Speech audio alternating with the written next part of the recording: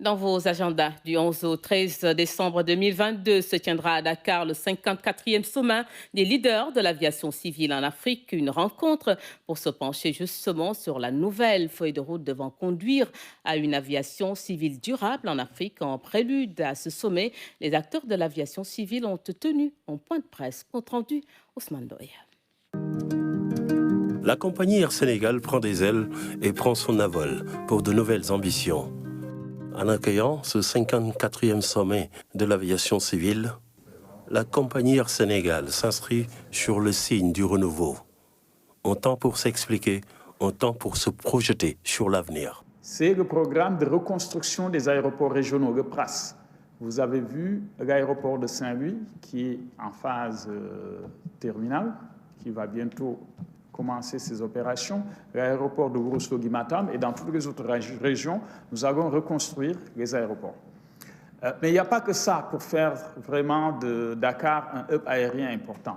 Il y a beaucoup d'investissements à faire. Nous avons notamment ce qu'on appelle le MRO, c'est-à-dire le centre de maintenance des avions. Par ce face-à-face avec la presse, il y a eu des opportunités qui ont été révélées, comme celle d'offrir une excellente plateforme pour la visibilité des marques par le biais du sponsoring. Cette assemblée générale qui se tiendra à Dakar sera un moyen pour les présidents et directeurs généraux des compagnies aériennes africaines, de l'OACI, de l'IATA, de l'AFCA et de toutes les autorités de l'aviation civile de se pencher sur les nombreux défis qui interpellent le secteur de l'aviation civile en Afrique. Parce que l'Union africaine a différents projets. L'un des projets, c'est le marché unique du transport aérien, sur lequel nous sommes directement concernés. Il y a aussi le projet de la ZLECA, la zone libre d'échange continentale, qui a été lancé en mars 2018 pour promouvoir en fait le commerce intra-africain, parce que le commerce intra-africain est à peu près à 18%. C'est-à-dire que les États africains commercent entre elles à peu près 18%. Et le reste avec des régions non africaines.